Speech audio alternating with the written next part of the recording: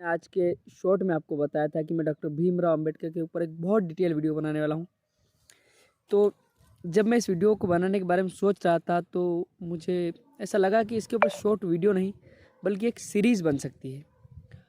Doctor Bhimrao Ambedkar का जीवन इतना विस्तृत, इतना अध्ययन वाला और इतना महान है कि उसके ऊपर कई दिनों तक बातें की जा सकती है।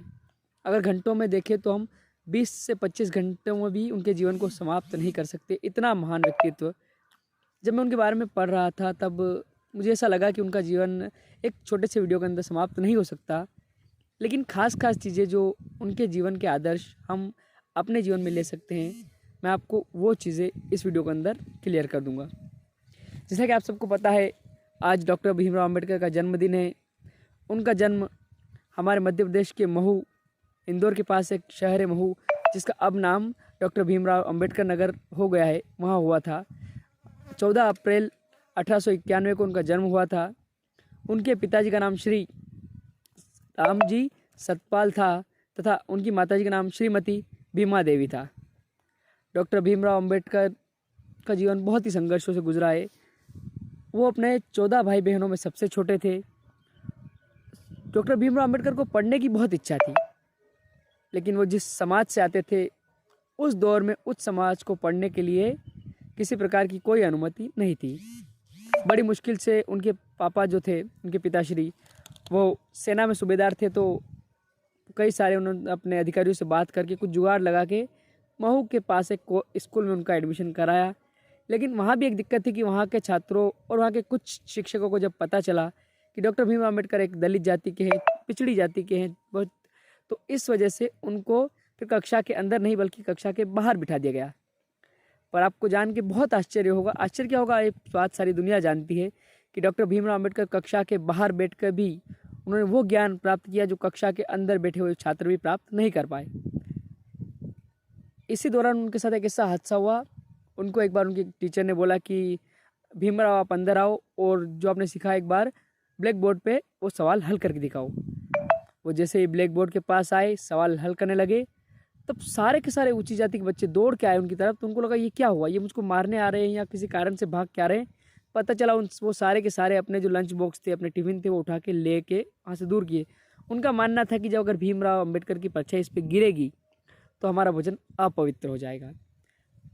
सोच लो, इतने बड़े संघर्षों से गुजरने के बाद इतना बड़ा उन्होंने त्याग दिया, बलिदान दिया कि उनको पास बैठने से तो दूर की बात, उनकी परछाई से भी लोग भागते थे। ऐसी समाज में रहकर उन्होंने जो ज्ञान प्राप्त किया, फिर बाद में उन्होंने उसके बाद वो बॉम्बे आ गए। वहाँ उन्होंने उच्च शिक्षा ग्रहण करी और अपनी उच्च शिक्षा के लिए फिर वो जब उन्होंने अपने यहाँ से जब मैट्रिक तक की परीक्षाएं पास कर ली तो हायर एजुकेशन के लिए उनको विदेशों में जाना था, क्योंकि उस समय अपने यहाँ पे इतने बड़े विश्वविद्यालय नहीं थे कि जिनकी पढ़ाई अपने देश में उस समय चलती थी। लो टीचर की अगर आपको लो करना हो, एमए करना हो, बीए करना हो, कुछ भी अगर आपको करना हो, तब आपको विदेश जाना पड़ता था। विदेश जाने के लिए उनके पास इतना पैसा नहीं था, तो उनकी मदद की थी गुजरात के बड़ौदा के राजा सायजी गायकवाड़ ने उनकी बहुत मदद की थी। उन्होंने उनकी पढ़ने की प्रतिभा को देखा था और हम नमन करते हैं ऐसे राजा को जिसने उनकी इस पढ़ाई की लगन को देखकर उनकी सहायता करी। उनको इवन लंदन, कैम्ब्रिज, कोलंबिया, जहाँ जहाँ वो पढ़ने गए वहाँ उनको स्कॉलरशिप दी। उनके खाने पीने की व्यवस्था उन्होंने की, वहाँ पे उनके रहने की व्यवस्था उन्होंने करवाई। डॉक्टर भीमराव अंबेडकर ऐसा नहीं कि उनको राजा की तरफ से जो अगर स्कॉलरशिप मिल रही थी तो वो अपने पैसे को बिना फालतू खर्च कर रहे थे। हमारी तो जैसे कि अभी हम कहीं हॉस्टल में रहते हैं तो बहुत सारी बार हम पार्टी वगैरह करते हैं, खर्चे करते हैं, लेकिन उन्होंने उस समय भी मुफ्त में मिले हुए पैसे को भी इस तरह खर्च नहीं किया, अपनी पढ़ाई में व्यक्त किया। और आपको शायद पता नहीं होगा कि डॉक्टर भीमराव अंबेडकर 9 भाषाओं के ज्ञाता थे। 9 भाषाओं में उनको महारत हासिल थी। उन्होंने, हम जब बीए के बाद एमए करते हैं, मास्टर की डिग्री करते हैं, उनके पास 64 यानी 64 मास्टर डिग्रियाँ प्राप्त थी उनको। 64 मास्टर डिग्री, हम अपने पूरे जीवन काल में 64 साल पढ़ नहीं सकते और उन्होंने 64 मास्टर डिग्रियाँ प्राप्त की थी। लॉ की पढ़ाई में उन्होंने डॉक्टरेट किया था। तो लॉ की पढ़ाई की जो उस समय 8 साल में आप डॉक्टरेट करते हैं, उन्होंने सिर्फ 2 साल 11 महीने में लॉ की डॉक्टरेट पूरी की थी। और जब वो विदेश से जब भारत आए तब वो वाला भीमराव अंबेडकर यहाँ पे वापस नहीं आया था जो यहाँ से गया था, दलित बच्चा। वहाँ से एक प्रबुद्ध ज्ञानी, राजनीतिक, अर्थशास्त्र, बड़े बड़े इतिहास, समाज शास्त्र, सभी शास्त्रों का एक महान ज्ञाता, विधि, कानून, इन सभी में उनको महारत हासिल थी। और जब वो यहाँ पे आए तो यहाँ आने के बाद उन्होंने देखा कि अभी भी जो दलित समाज है वो उसका उत्थान नहीं हुआ है, वो अब भी उन सभी जो सामाजिक कुरीतियाँ थी उनको झेल रहा है। तो उन्होंने उस दलित समाज के उत्थान के लिए अलग से दलितों के लिए कई सारे संगठन बनाए। उनकी मेहनत के चलते दलित समाज का उत्थान हुआ। हाँ, ये बात अलग है कि हम आज बहुत सारे लोग मानते हैं कि वो सिर्फ दलितों के नेता थे। वो दलितों के नेता नहीं थे। उन्होंने क्षमा चाहता हूँ, वो दलितों के नेता नहीं थे, ऐसा मैं कहना कि मेरा तात्पर्य नहीं है। मैं ऐसा कहना चाहता हूँ कि वो सिर्फ दलितों के नेता नहीं थे। उनका जो ज्ञान था, उन्होंने 23 किताबें लिखी थी। 23, सोच लो, ऐसा ज्ञानी व्यक्ति जिस पे किसी एक वर्ग का अधिकार नहीं होता। वो हिंदू धर्म के विरोधी नहीं थे, लेकिन हिंदू धर्म की जो वर्ण व्यवस्था थी उसके वो खिलाफ थे। वो जो हिंदू धर्म की वर्ण व्यवस्था थी जिसके अंदर ब्राह्मण, वैश्य, क्षत्रिय और जो शूद्र है, इस प्रकार की व्यवस्था को उन्होंने खत्म कर दिया। उन्होंने बोला था कि वर्ण व्यवस्था कर्म के आधार पर जब थी तो इसको जाति व्यवस्था कैसे बना दिया गया। और उन्होंने इसी व्यवस्था को खत्म करने के लिए मनुस्मृति का विरोध किया था। वो चाहते थे कि महिलाएं बहुत अच्छी शिक्षा प्राप्त करें, इसलिए उन्होंने बहुत मेहनत की, बहुत प्रयास किया। और उन्होंने हिंदू धर्म को छोड़ के बौद्ध धर्म इसलिए अपनाया क्योंकि वो चाहते थे, उनको पता था कि बौद्ध धर्म में किसी प्रकार की ऐसे आडंबर नहीं थे कि आपको महिलाओं को नहीं पढ़ा सकते, आप ये जाति वो जाति। बौद्ध धर्म में सभी ईश्वर के अंदर मानववाद को देखते थे, सभी मानव ही भगवान कहलाते थे। डॉक्टर अंबेडकर के जीवन के ऊपर बहुत कुछ कहा जा सकता है, लेकिन मैं आपको कुछ ऐसी घटनाएं बताता हूँ जिनसे उनके जीवन को आपको पता चलता है कि उनका जीवन कितना महान था।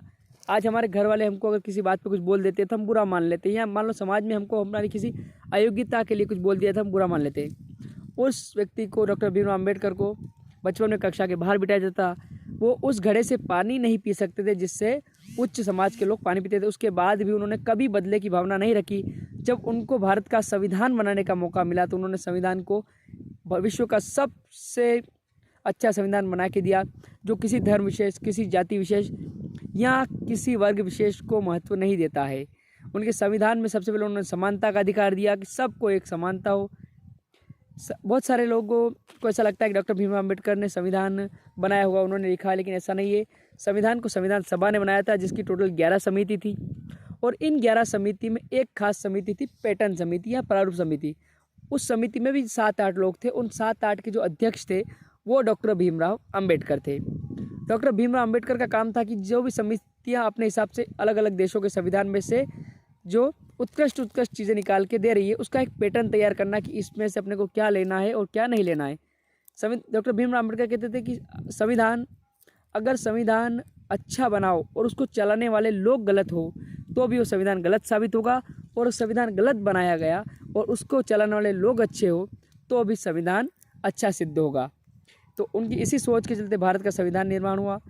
और उन्होंने भारत के संविधान में किसी वर्ग विशेष, किसी जाति विशेष को कोई विशेष आरक्षण वगैरह की व्यवस्था नहीं करी। सबको, दलित पिछड़ी जातियाँ उस समय बहुत निचले लेवल पर थी और वो चाहते थे कि इस लेवल को उत्थान करके अगर इनको समाज में सही व्यवस्था दिलानी है तो उनको कुछ हद तक आरक्षण देके ऊंचा लेवल लाना पड़ेगा।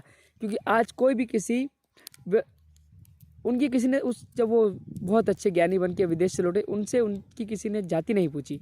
जब वो इतने अच्छे पढ़े लिखे नहीं थे तब उनकी जाति के ऊपर बात होती थी। मान लो अगर आप किसी अस्पताल में गए और वहाँ पे कोई डॉक्टर है, वो डॉक्टर नीची जाति का है, तो आप कहेंगे क्या कि मैं नीची जाति के व्यक्ति से इलाज नहीं कराऊंगा। तो डॉक्टर भीमराव अम्बेडकर कहते थे कि आप पढ़ो, अपने ज्ञान का, अपने कौशल का, अपनी शक्ति का विकास करो। शक्तिशाली मनुष्य की जाति कोई नहीं पूछता है। डॉक्टर भीमराव अम्बेडकर कहते थे कि शिक्षा शेरनी का दूध है, जो उसको पिएगा वो दहाड़ेगा। एक बार डॉक्टर भीमराव अम्बेडकर जब अपने देश में बॉम्बे से रत्नागिरी जा रहे थे, तब जाते हुए जब रत्नागिरी स्टेशन पर उतरे तो वहाँ से उन्होंने एक बैलगाड़ी ली। बैलगाड़ी वाले से बात करते उसको रास्ते में पता चला कि ये दलित है, यहाँ मेहर जाति के हैं, तो उसने उनको नीचे उतार दिया और कहा कि आप इस गाड़ी में नहीं बैठ सकते। उनको जब पता चला कि मेरी इस बात के लिए इसने मेरे को उतारा है, उसके बाद उन्होंने बहुत पढ़ाई करी, विदेश जाए, वहाँ से 64 मास्टरेट की डिग्रियाँ लेके आए। उनको 22 भाषाओं में, 9 भाषाओं में उनको महारत हासिल थी। 9 भाषाओं में वो बात कर सकते बहुत अच्छे से। और 22 उनके पास डॉक्टरेट की डिग्रियां थी। 22। आज हम जो BA MA करने के बाद जब MPhil करते हैं, BSc MSc करने के बाद जब हम MPhil करते हैं, वो ऐसी 22 MPhil उन्होंने कर रखी थी। क्योंकि उस समय उन्होंने जो परीक्षाएं होती थी इनकी, वो बहुत कम समय में उसके बारे में पढ़ा। इतना ज्ञानी व्यक्तित्व डॉक्टर भीमराव अम्बेडकर का था कि उन्होंने अपने दिमाग को कुछ इस तरीके से कर रखा था कि वो जो पढ़ते थे वो उनके दिमाग में हाथों हाथ वो सारी चीज़ें कॉपी पेस्ट हो जाती थी। हम आज देखते हैं बहुत सारे लोग कहते हैं कि स्वामी विवेकानंद का मस्तिष्क बहुत प्रबुद्ध था, वो जो बुक पढ़ते थे, जो चित्र देखते थे, उनके मस्तिष्क में छप जाता था। सेम यही कंडीशन थी डॉक्टर भीमराव अम्बेडकर की। और अम्बेडकर की बात अगर हम करें तो अम्बेडकर कभी भी ब्राह्मण जाति के विरोधी नहीं थे। ऐसा एक बहुत बड़ा भ्रम है कि अम्बेडकर ब्राह्मणवाद के विरोधी थे, वो ब्राह्मण जाति के विरोधी नहीं थे। डॉक्टर अम्बेडकर का जो नाम अम्बेडकर है, उनके पिताजी का सरनेम सतपाल था, राव और सतपाल उनके पिताजी का सरनेम था, लेकिन वो उन्होंने नहीं लगाया। उनके टीचर एक थे, उनके प्राइमरी टीचर थे जिनका नाम था आंबा वाडकर। आंबा वाडकर को सम्मान देने के लिए उन्होंने अपने सरनेम को अम्बेडकर बनाया है। डॉक्टर भीमराव अम्बेडकर ने कभी भी हिंदू धर्म को नीचा नहीं दिखाया है। उनकी जो बातें हैं वो उनको देख के ऐसा लगता है कि वो हिंदू धर्म के विरोधी थे, लेकिन वो बातें उस समय उस परिस्थिति के हिसाब से बिल्कुल सही थी। इस बात को मैं सही मानता हूँ, लेकिन आज की परिस्थिति में वो बातें उतना महत्व नहीं रखती है जितना उस समय रखती थी। उन्होंने कभी भी उस समय की आज की व्यवस्था के लिए नहीं कहा है। वो खुद कहते थे कि जो मनुस्मृति में जो बातें कही गई वो उस काल के लिए उपयुक्त हो सकती थी, लेकिन आज के समाज में ये बातें उपयुक्त नहीं है। तो इन बातों का अब हमें खंडन करना चाहिए, सारी रूढ़िवादिता खत्म कर देनी चाहिए। डॉक्टर भीमराव अम्बेडकर जब भारत आए तो महात्मा गांधी का तब आंदोलन चरम पे चल रहा था। तो महात्मा गांधी के आंदोलन के बाद, जब महात्मा गांधी के आंदोलन के बाद भी भारत में, जब महात्मा गांधी बोलते थे कि सारे हिंदू सारे मुस्लिम सब इंसान एक थे, लेकिन अपने देश में वो व्यवस्था ख़त्म नहीं हो रही थी कि आप छुआछूत, महिला की शिक्षा न करना, ऐसी बाल विवाह, ऐसी बहुत सारी कुरीतियाँ उस समय भी थी। तो इनका खंडन करने के लिए उन्होंने उस समय बहुत मेहनत करी, बहुत प्रयास किया।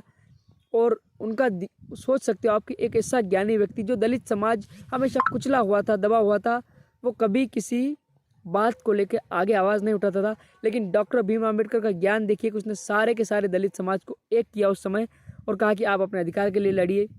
और जब उन्होंने सारे दलित को एक किया और उन्होंने सरकार से मांग करी, अंग्रेज़ों सरकार से, कि आप दलित समाज के लिए अलग से निर्वाचन व्यवस्था कीजिए, दलित के नेता अलग होंगे, दलित के चुनाव अलग होंगे, दलित को अपना शासन चलाने की व्यवस्था दी जाएगी। तो अंग्रेज़ों को एक ऐसा मौका मिल रहा था कि वो भारत में एक और बड़ी फूट करवा सकते थे। तो इसलिए उन्होंने इस बात को मानने के लिए तैयार हो गए। महात्मा गांधी को जब पता चला कि डॉक्टर भीमराव अम्बेडकर ऐसा कुछ कर रहे हैं तो उन्होंने उस बात का विरोध किया, अनशन किया। इस बात पर डॉक्टर भीमराव अम्बेडकर ने कहा कि महात्मा गांधी अगर देश की स्वतंत्रता के लिए अगर आंदोलन करते तो मैं उनका सहयोग करता, लेकिन वो दलित समाज के विरोध में ऐसा कर रहे हैं, इसलिए मैं इस बात को नहीं मानता हूँ। वो चाहे तो अनशन करें, मैं अपनी मांग से पीछे नहीं हटूंगा, मैं दलितों को एक अच्छा स्थान दिला के रहूँगा। फिर बाद में पुणे के जेल के अंदर महात्मा गांधी से उनकी मुलाकात होती है और महात्मा गांधी जब उनसे बोलते हैं कि आप ऐसा क्यों कर रहे हैं, आप हिंदू धर्म को तोड़ रहे हैं, तब उन्होंने कहा कि मैं हिंदू धर्म को नहीं तोड़ रहा हूँ, बल्कि मैं हिंदू धर्म को उसकी सही दिशा में ले जा रहा हूँ जिस दिशा में राम ले गए थे। राम के दोस्त निषाद राज, भील, वो हमेशा उनको अपने बराबर का आसन देते थे, वनवासी लोगों को वो सम्मान देते थे। इसलिए डॉक्टर भीमराव अम्बेडकर भी यही चाहते थे कि दलित समाज जो पिछड़ा समाज है वो उस लेवल पे पहुंच जाए जिस लेवल का वो हकदार हो। यहाँ किसी को उसके जाति के आधार पे बंटवारा न हो, सारे के सारे हिंदू धर्म, सारे के सारे भारतीय एक हो जाए। तो इस वजह से डॉक्टर भीमराव अम्बेडकर को जो लोग सोचते हैं, बहुत सारे ऐसे लोग सोचते हैं कि डॉक्टर भीमराव अम्बेडकर समाज को तोड़ने का काम करते थे, उन्होंने अलग से दलितों के लिए ही कार्य किया है। डॉक्टर भीमराव अम्बेडकर ऐसा करते तो संविधान में समानता का अधिकार कभी नहीं लाते, वो दलितों के लिए विशेष अधिकार बनाते। डॉक्टर भीमराव अम्बेडकर के बारे में कोई भी कुछ भी टिप्पणी नहीं कर सकता है बिना पढ़े, बिना उनके बारे में जाने।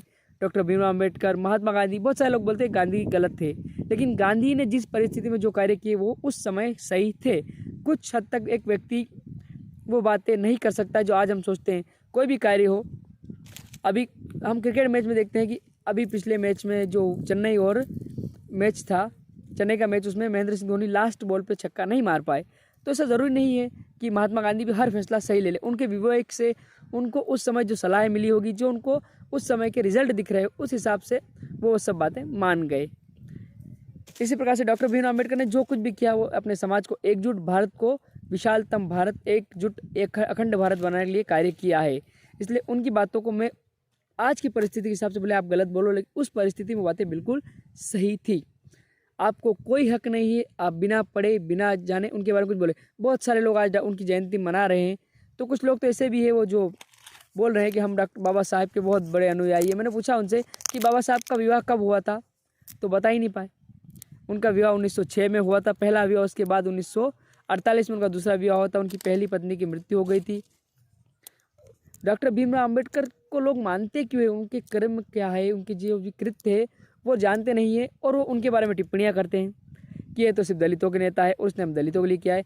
अगर ऐसा होता तो वो सिर्फ दलितों के लिए ही संविधान बनाते। वो चाहते तो जिस तरह मुस्लिमों ने अलग पाकिस्तान की मांग करी थी मुस्लिम लीग ने, वैसे वो भी अलग दलित लोगों के लिए देश की मांग कर सकते थे, क्योंकि उस समय दलित भी भारत में कम नहीं थे, और उनमें आक्रोश भी बहुत था। वो चाहते तो अपनी मांग मनवा सकते थे, लेकिन उन्होंने कभी अखंड भारत को तोड़ने का प्रयास नहीं किया।